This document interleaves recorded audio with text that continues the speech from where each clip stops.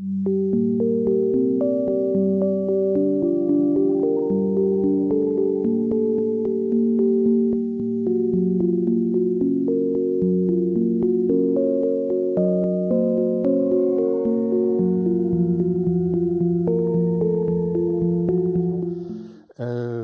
bien, nous allons commencer donc cette soirée par Emmanuel Hérault. Alors, Emmanuel Hérault a produit un article dans ce livre qui est Reconstruire la ville sur mesure, qui est donc le livre que nous publions à l'occasion de cette biennale. Emmanuel Hérault est directeur de la cohésion sociale et du développement urbain à l'association France Urbaine, qui est donc une association d'élus des métropoles, agglomérations et grandes villes. Et il était auparavant responsable de la ville des politiques de l'habitat et de l'urbanisme à l'Association des maires des grandes villes de France, qui est l'AMGVF, et qui, je crois, a disparu, mais enfin, il nous en dira un peu plus tout à l'heure. Voilà, je lui cède la parole pour nous éclairer un petit peu sur ces villes moyennes, d'une manière générale, et ce qui en fait l'attractivité ou ce qui n'en fait pas l'attractivité. Emmanuel Hérault. Merci Frédéric Lehn de cette présentation exhaustive. Alors, je veux saluer les nombreux participants de cette table ronde, naturellement les élus pour lesquels je travaille du lundi au vendredi, mais même les vendredis soirs. Je voudrais saluer aussi les augustes participants de la table ronde et l'ensemble des participants. C'est un honneur que vous me faites de m'inviter à m'exprimer aujourd'hui. Sachant, Frédéric Lehn ne l'a pas dit, mais à l'origine, votre serviteur est plutôt un expert de la politique de la ville, autrement dit des quartiers, de ce qu'on a appelé longtemps les quartiers difficiles, les zones urbaines sensibles. C'est dans le cadre d'une agence que j'ai pu développer cette expertise, l'Agence nationale pour la cohésion sociale et l'égalité des chances, qui maintenant fait partie du Commissariat général à l'égalité des territoires.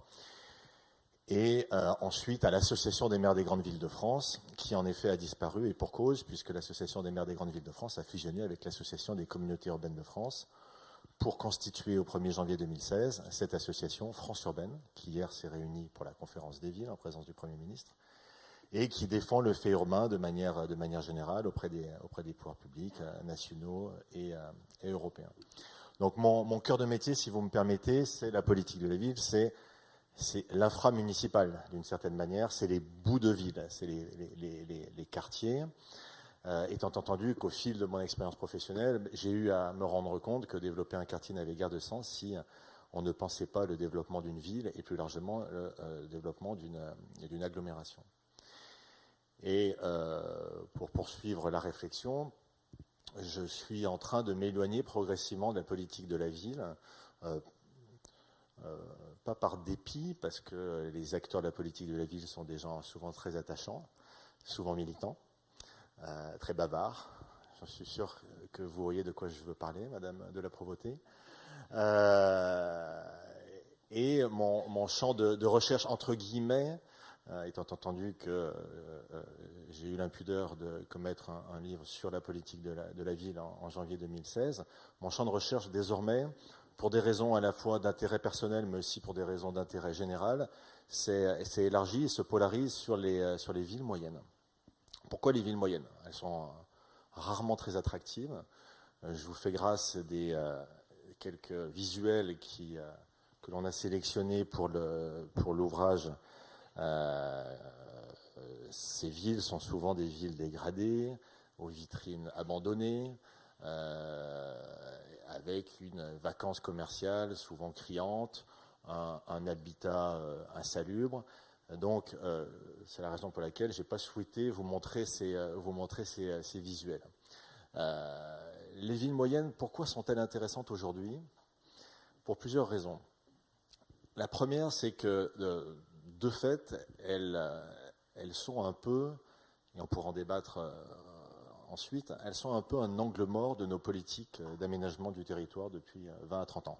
Alors que les choses soient claires, on ne peut pas dire que rien n'a été fait. Il y a eu un certain nombre certain nombre d'opérations de résorption de l'habitat insalubre, d'opérations d'amélioration de l'habitat, rénovation urbaine. Il y a eu, vous vous en souvenez sans doute, en 2009, le programme national de rénovation des quartiers anciens dégradés. Mais de fait, le compte n'y est pas, et on observe quoi dans ces villes moyennes? Même si celles-ci sont hétérodoxes, quand on parle de villes moyennes, on considère que ce sont des villes entre 20 et 70 000 habitants, sachant que toutes ne sont pas en déshérence, hein, que les choses soient claires. On parlera bien évidemment ce soir de ces villes moyennes qui sont en déprise économique, en déprise démographique, et qui sont en voie de sédition électorale, sur fond de montée de l'abstention et des votes extrêmes. Et une des raisons pour lesquelles je me suis intéressé, voilà quelques années, à ces villes moyennes, c'est qu'on sent bien que se joue là une certaine forme de cohésion nationale. On a beaucoup mis l'accent, vous le savez, ces 10 dernières années, sur les métropoles, qui sont des vecteurs d'attractivité, des vecteurs de compétitivité. Souvenez-vous, la première métropole 2010, Nice, et puis en 2015, vous avez eu des métropoles, une quinzaine de métropoles, avec la métropole du Grand Paris, un peu exceptionnelle, la métropole Aix-Marseille-Provence, pittoresque, mais ça appartient comment dirais-je, au charme de la Provence. Et donc, on a eu le sentiment, quelles que soient les majorités, qu'on avait mis beaucoup l'accent sur ces grands ensembles urbains, sur fond de concurrence européenne et de concurrence des territoires entre eux dans l'ère nationale, dans l'ère européenne et dans l'ère internationale. Donc on a fait beaucoup. Symétriquement, et si on est honnête, on doit aussi considérer qu'on a fait beaucoup pour les quartiers sensibles. Je vous rappelle que la politique de la ville, c'est des milliards d'euros qui ont été dépensés depuis quasiment 35 ans, depuis les émeutes des Minguettes en 1981. C'est à ce moment-là que la politique de la ville a émergé. Juste un chiffre, hein, je ne vais pas vous assommer de chiffres, mais songez tout de même que le premier programme lancé par Jean-Louis Borloo en 2003, qui s'est étendu jusqu'en 2014, et dont certaines conventions courent d'ailleurs toujours, ce programme-là a mobilisé pas moins de 42 milliards d'euros. 42 milliards d'euros, juste pour avoir un ordre de grandeur, c'est le premier programme civil de l'après-guerre. C'est le premier programme civil de l'après-guerre. Alors quand on dit ensuite que, c'est d'actualité si vous me permettez un peu tristement, quand on dit que Jacques Chirac n'a rien fait durant ses 2 mandats, il a d'abord dit non à la guerre, mais surtout, j'insiste là-dessus, naturellement, il a fait ce programme avec Jean-Louis Borloo, et c'est pas mince, puisque des quartiers entiers ont été renouvelés, et il suffit de se promener en France, dans des territoires divers, dans le nord, le nord de la France, dans des villes aussi parfois qui ont bénéficié de ces programmes, Châtellerault, Châteauroux, etc. On peut se rendre compte que la politique de la ville, contrairement à ce qui est répété à l'envi par certains, cette politique de la ville, elle a produit des résultats, en tout cas au titre du bâti.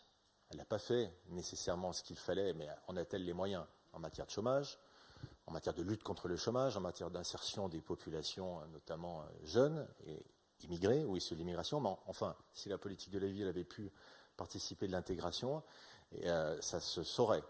Vous imaginez bien que c'est un enjeu beaucoup plus vaste et beaucoup plus large qui interpelle sur ces sujets.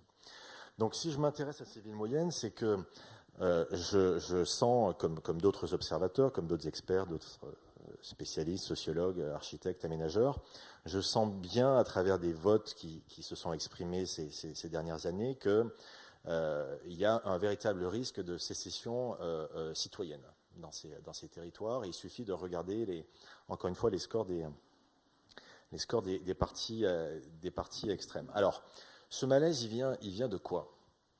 Outre ce sentiment d'être un peu le parent pauvre des politiques d'aménagement des territoires, ce que je viens d'expliquer, à savoir la prime au toujours plus gros via les métropoles, ou la prime à ceux qui mettent le feu à leur quartier, parce que c'est souvent partagé par nos concitoyens, et même parfois dans les villes moyennes, le sentiment aussi que la prime donnée à des tas de fumier mis devant les préfectures, ça peut aussi être ressenti. cette impression que finalement il faut brûler des voitures ou incendier des sous-préfectures pour se faire entendre. Sauf que dans les villes moyennes, il n'y a pas ces manifestations. On meurt à petit feu sans hurler. Ce sont encore une fois les devantures des magasins qui ferment, c'est des phénomènes d'errance qui se développent, c'est également un secteur immobilier qui décroche avec une forte vacance, c'est des classes moyennes ou des cadres, quand il en reste encore, qui vont se loger en périphérie. Et puis surtout, c'est des grands magasins qui mitent le territoire, qui artificialisent le foncier et qui évidemment étranglent le petit commerce de centre-ville qui a besoin de marge suffisante pour survivre. Donc ces villes moyennes, au jour d'aujourd'hui, elles sont prises entre deux feux, entre des dynamiques métropolitaines auxquelles elles tentent de se raccrocher, et puis elles ont aussi à faire face à un malaise de leur interland rural sur fond de crise de l'agriculture. Alors dans l'article que j'ai commis pour la Biennale, j'indique que rien n'est écrit. Rien n'est écrit, sous réserve, encore une fois, que les pouvoirs publics prennent à bras-le-corps ce sujet. Je ne dis pas qu'il est trop tard. Je crains néanmoins que dans les prochains mois, on ait confirmation de ce que je vous disais au début de mon intervention, à savoir que ces phénomènes d'abstention ou de vote extrême se développent encore plus. Des efforts sont à faire pour... encore une fois, je ne vous présenterai pas le programme pour revitaliser les villes moyennes 2017-2027, ce serait beaucoup trop long et puis ce n'est pas le lieu ni l'objet. Mais des solutions existent. Des solutions existent parmi les villes moyennes qui s'en sortent, qui se mettent en réseau. J'évoque dans l'article des villes moyennes, souvent qui bénéficient d'infrastructures aussi puissantes, notamment des dessertes TGV. Si je parle des dessertes TGV, c'est parce que, de fait, la métropole de Caen en manque encore cruellement. Mais Vendôme, on va arriver à Caen, ce sera la deuxième partie de mon intervention. Vendôme, Vitré, Valence, voilà trois villes qui se sont mis en lien et qui arrivent à identifier des secteurs de niche connectés souvent à des dynamiques européennes qui leur permettent de s'en sortir. Il y a aussi des partenariats publics-privés, une culture du dialogue entre les élus, les entreprises, pour faire en sorte d'avoir des véritables complémentarités, de telle sorte que les PME ne fassent pas concurrence à d'autres PME de l'autre côté de la rue, et faire en sorte qu'un véritable projet de territoire se mette en place, avec souvent, il faut le dire, le soutien fort des élus locaux au niveau national, pour aller chercher les subventions qui vont bien. Ce que j'évoque également, c'est la nécessité très rapidement, et la Caisse des dépôts commence à s'en saisir avec retard, c'est la question de l'habitat dégradé, de l'habitat insalubre. Il importe, pour que les villes moyennes redeviennent attractives, de travailler sur le patrimoine, de redynamiser le patrimoine pour donner envie à des familles de s'y installer, mais aussi pour attirer, sur l'exemple de Senlis, pour attirer aussi un tourisme parfois de courte durée, mais qui contribue aussi naturellement à dynamiser ces territoires. Il y a aussi le secteur du tourisme qui peut être mobilisé, et puis il y a un certain nombre de dispositions. Il y a des leurres. Certaines dispositions qui sont prises dans certaines villes moyennes du sud de la France, je pense notamment à Fréjus, c'est de faire revenir la voiture en ville.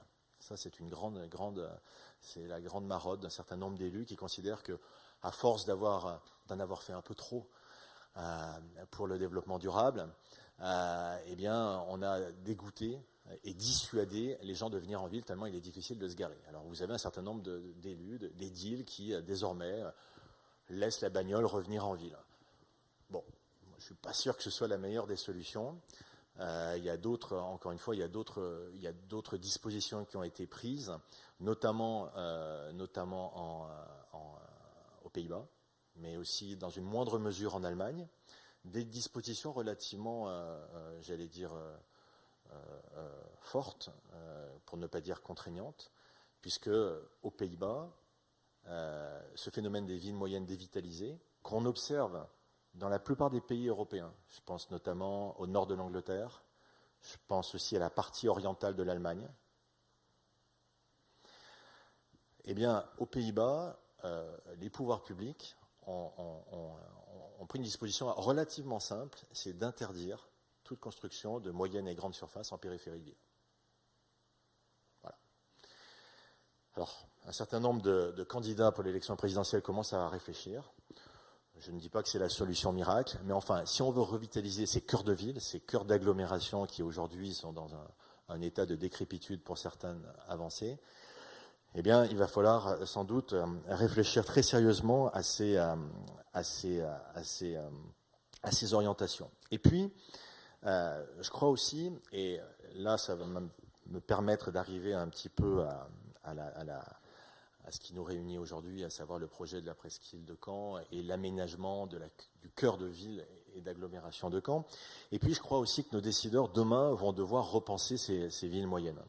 Repenser cet aménagement du territoire, ce n'est pas forcément,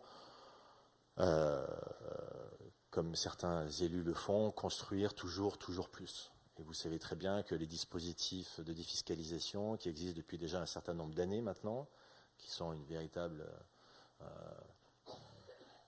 qui sont une perfusion pour le secteur du BTP, et qui sont parfois même des miroirs aux alouettes pour les familles et pour des ménages qui parfois se mettent en difficulté.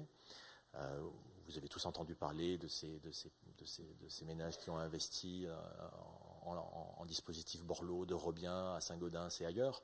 Donc l'issue, évidemment, c'est pas cette cette fuite en avant qu'on a pu observer jadis, qui est de dire notre ville est en déprise, notre ville perd des habitants, notre ville se décroche économiquement. Construisons, on fera revenir les ménages. Je crois qu'il va falloir, dans les années qui viennent, repenser une ville plus dense, une ville sur mesure, pour reprendre le titre de cette biennale, une ville sans démesure, une ville sur mesure. Et il y a un terme, j'aime pas beaucoup les anglicismes, mais il y a un terme qui est très utilisé, notamment aux États-Unis, en Angleterre. Et aux États-Unis, ils sont bien placés, parce que quand vous allez visiter Pittsburgh ou Détroit, je peux vous assurer que là, vous avez la pointe avancée de ce que veut dire une ville moyenne dévitalisée. C'est le terme de shrinking city. C'est l'idée de penser une ville un peu plus restreinte et un peu plus rassemblée sur elle-même. Une ville qui se réinvente pas forcément en s'éparpillant, pas forcément en s'étendant, mais en se réinventant autour de ces grands fondements.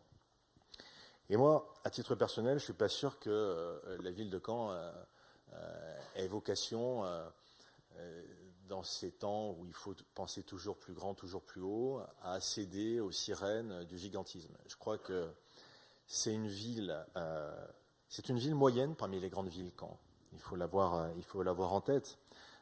Et je crois que c'est une ville qui est en plus c'est une ville intermédiaire parmi les grandes villes, et c'est une ville qui, de par sa position géographique, est prise entre différents territoires, entre la mer, la côte, le bocage, entre Paris et Le Havre.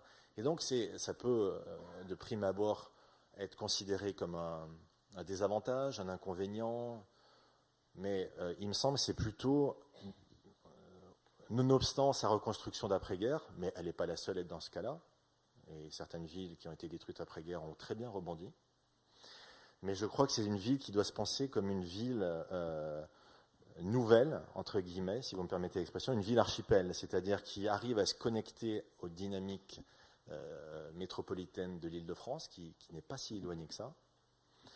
Et c'est une ville qui ne doit surtout pas tourner le dos à son bocage, à son interland rural et agricole. Donc il y a, à mon sens, véritablement des voies de développement pour ces territoires intermédiaires. Que les choses soient claires, Caen n'est pas une ville moyenne. Caen est une ville intermédiaire parmi les grandes villes. Elle doit trouver sa place dans, si vous voulez, le concert de ces métropoles qui vont vite. Je vous rappelle que les métropoles en France, c'est peu ou prou la moitié du PIB. C'est relativement simple. C'est la moitié du PIB. C'est, si vous regardez les 15 principales métropoles, ce sont des territoires qui n'ont pas, ou dans une mesure relativement limitée, qui n'ont pas véritablement connu de crise, en tout cas la crise de 2008. Pourquoi ? Parce que vous avez une concentration si vous voulez, de professions intellectuelles et j'allais dire, d'offres tertiaires qui, si vous voulez, les ont épargnés de cette désindustrialisation que certains territoires dans le reste du pays ont vécu douloureusement. Donc il est important pour une ville de Caen de ne pas se couper de cette dynamique métropolitaine, et notamment francilienne. Il est néanmoins aussi important pour elle d'inventer un modèle finalement unique. Un modèle loin de tout prêt à portée idéologique, un modèle qui lui permette d'être dans une dynamique de coopération avec ses voisins, qu'ils soient petits ou grands. Moi, personnellement, je pense que dans le cadre du Grand Paris, Caen a une carte extraordinaire à jouer avec la métropole de Rouen et avec la ville du Havre, sans pour autant, encore une fois, perdre son âme. Ces métropoles intermédiaires, demain, elles ont vocation à peser, encore une fois, surtout si elles se pensent comme des métropoles intercalaires à taille humaine qui n'abandonnent pas toute idée d'ambition et qui peuvent inventer des villes qui mettent le luxe architectural à la portée de tous. Ce n'est pas la première fois que je viens à Caen. Je connais un petit peu la ville. Cela étant, c'était la première fois que je voyais tout à l'heure la presqu'île, en tout cas avec les travaux. J'ai pas eu l'occasion de voir les arbres. On m'a parlé de beaucoup de platanes qui ont été plantés. Je ne les ai pas encore vus, mais j'ai vu le palais de justice, j'ai vu la très belle bibliothèque. Je crois qu'en ces temps difficiles, c'est important aussi de permettre la bibliothèque Alexis de Tocqueville, si ma mémoire est bonne. Je crois que c'est important pour une ville comme Caen, qui a vécu pour le coup assez douloureusement la crise, parce que son tissu de production est quand même très marqué par l'industrie. Je pense que c'est important pour la ville de Caen, encore une fois, de se réinventer et de mettre le paysage, la beauté architecturale au service de tous. Pour terminer, parce que je ne veux pas monopoliser la parole ce soir, et puis j'espère qu'on aura l'occasion de discuter. En venant, je parcourais un livre de Jean Baudrillard, qui est un auteur que j'aime beaucoup, qui a écrit sur l'urbanisme, l'architecture, et je reprends une de ces formules que j'ai retenues. Il déclare « L'architecture est un mélange de nostalgie et d'anticipation extrême ». Je trouve cette formule particulièrement belle. Finalement, le projet de la presqu'île de Caen, il y a une nostalgie, forcément, d'une ville d'hier, mais je crois que l'idée d'inventer la ville de demain participe de ce projet de territoire intense et excitant. Je crois que l'un d'entre vous, dans un des articles, a parlé de villes intenses et excitantes. J'ai trouvé la formule après les villes frugales, les villes augmentées, comme on dit aussi encore aujourd'hui. Il y a un certain nombre de termes, villes solidaires, etc.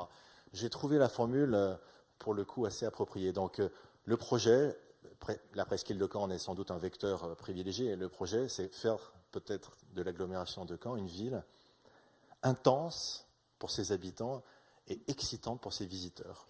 Je trouve que le projet vaut vraiment la peine d'être mené à bien. Merci.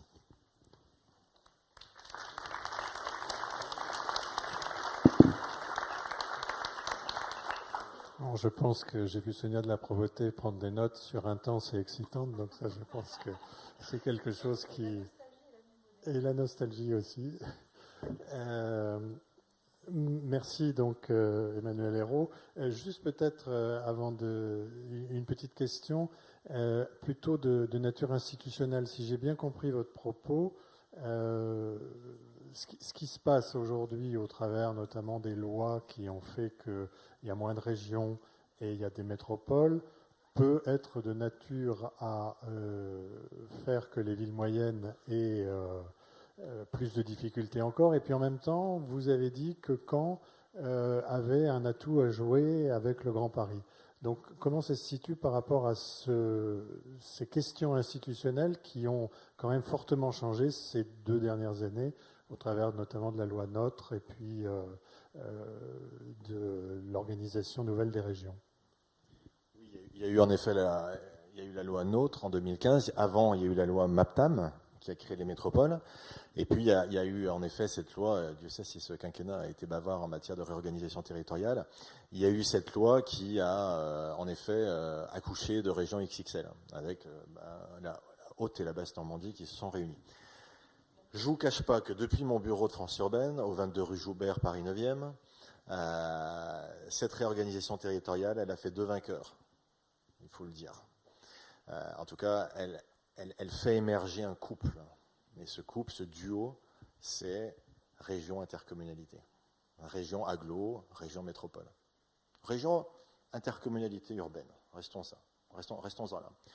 Et c'est vrai que dans ce couple, on a le sentiment que le rural est totalement abandonné et que les villes moyennes, elles aussi sont abandonnées. Et ça, je peux vous assurer, parce que parmi les adhérents de France urbaine, nous avons un certain nombre de villes moyennes parmi les grandes villes. J'ai cité Caen, mais nous avons aussi Clermont-Ferrand. On a Limoges, on a Poitiers, on a Saint-Étienne. Ce sont des villes qui sont souvent, pour celles que j'ai citées, en déprise, en tout cas qui se débattent avec la crise.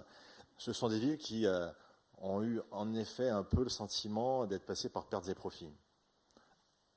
À un tel point qu'au mois de juillet, à Lyon, vous l'avez sans doute observé, ont été signés des pactes État-métropole, des pactes d'innovation État-métropole, entre les 15 métropoles et l'État, en présence du Premier ministre Manuel Valls. Je ne vais pas trahir un secret. Je peux vous assurer qu'au sein de notre association, ça a un petit peu tangué chez les communautés d'agglomération sur le registre « et nous, et nous, et nous ». Qu'est-ce qu'on fait des communautés d'agglomération de taille moyenne? Qu'est-ce qu'on fait des communautés urbaines même? Donc, le sentiment qu'ont certaines communautés d'agglomération, communautés urbaines, villes moyennes parmi les grandes villes, c'est d'être un peu les oubliés du fait métropolitain. Alors certaines se plaignent moins que d'autres parce qu'elles ont la chance d'être dans l'orbite d'une grande métropole puissante, et donc elles s'accrochent. C'est le cas de Saint-Étienne qui va d'ailleurs, devenir métropole, elle aussi. Dérogation.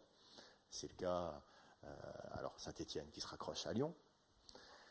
C'est le cas aussi, vous le savez, d'Orléans qui va devenir une métropole. Dijon, c'est une métropole. La question reste ouverte. Bref, pour répondre à votre question, vous avez 2 cas de figure. Vous avez des villes moyennes qui essaient de se connecter à une proche puissante, une proche métropole puissante. L'exemple type, c'est Saint-Étienne qui se raccroche au wagon lyonnais, et c'est plutôt efficace. C'est Pau qui se raccroche aussi au wagon toulousain et bordelais. Et puis après, vous avez des agglomérations qui sont un peu isolées. Et ces agglomérations, à mon sens, elles doivent vraiment jouer des cartes particulières. Évidemment, plaider auprès des pouvoirs publics pour avoir des dessertes et des équipements structurants. Et je peux vous assurer qu'une ville comme Rennes, qui va dans quelques mois être à 1h29 de Paris, ou une ville comme Bordeaux qui va être à 1h49 de Paris, ça va être des puissants accélérateurs de développement. Donc, excusez-moi de le dire aussi clairement, même si ça coûte très cher, le TGV est véritablement un accélérateur de croissance. Donc, pour ces villes moyennes, moi je crois qu'elles doivent jouer, le rapport de force avec les pouvoirs publics, et puis peut-être, si vous voulez, a inventé un modèle, un petit peu comme je le disais pour Caen, un modèle de développement intermédiaire, c'est-à-dire capter évidemment la dynamique métropolitaine, mais aussi aller sur des segments d'activité qui correspondent à des attentes. Je pense notamment à l'économie servicielle avec la silver economy, parce que souvent dans ces villes moyennes, vous avez une population âgée et vous avez une demande de services. C'est pas simplement sous la forme d'EHPAD, c'est tout l'accompagnement qui doit être développé. Et ce secteur, vous le savez bien, est un secteur très consommateur d'emplois. Et donc d'opportunités, notamment pour des populations jeunes, faiblement ou peu qualifiées. Autre élément sur lequel je veux insister, ces villes moyennes, elles sont souvent en contact très rapide avec leur interface rurale. Je crois que ça vaut pour Caen. Vous êtes très vite à la campagne à Caen. À Clermont-Ferrand, pour ceux qui connaissent, c'est pareil. Saint-Étienne, vous mettez un coup de voiture et vous êtes dans le Pilat. Bon. Je crois qu'il y a des alliances stratégiques à nouer avec le milieu rural. Vous le savez, les habitants des grandes villes, très soucieux de leur empreinte carbone et des enjeux du développement durable, sont attachés à donner à manger à leurs enfants des produits bio qui ne viennent pas du Japon ou des États-Unis. Donc il y a des filières agricoles à développer, des filières courtes, pour faire en sorte que ce soit un jeu gagnant-gagnant entre les habitants des centres-villes qui sont attachés à avoir aussi de la verdure autour d'eux, à pouvoir manger des fruits et légumes qui ne viennent pas de n'importe où, mais qui sont des produits locaux. D'ailleurs, je sais que dans un certain nombre de cantines, maintenant, on mange local, on mange bio et local. Donc je crois que sur ces territoires, il faut vraiment jouer la carte agricole, vraiment dans un registre de gagnant-gagnant entre la ville-centre qui va, j'allais dire, absorber les produits, par ailleurs produits dans les territoires attenants à la grande ville.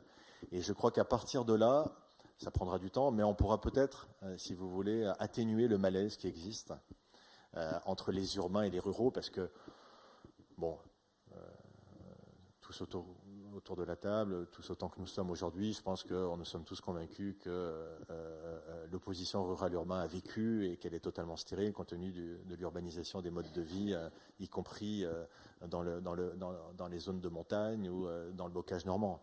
Il y a une urbanisation, la carte administrative désormais, elle couvre quasiment l'ensemble du territoire, et même des petits villages reculés désormais appartiennent à des intercommunalités urbaines. Donc cette opposition rurale-urbain, elle doit être dépassée. Et je crois que c'est à partir du moment où on fera émerger des filières porteuses, des filières de production porteuses, où tout le monde s'y retrouvera, et bien que dans le milieu rural, dans le périurbain, cette césure urbain-rural peut-être reculera. J'insiste souvent, pour terminer, sur le cas de l'agglomération toulousaine, que je connais un peu. Vous savez qu'à une époque, on disait qu'en Fiat, tous, l'Italie s'enrhume, ou le contraire.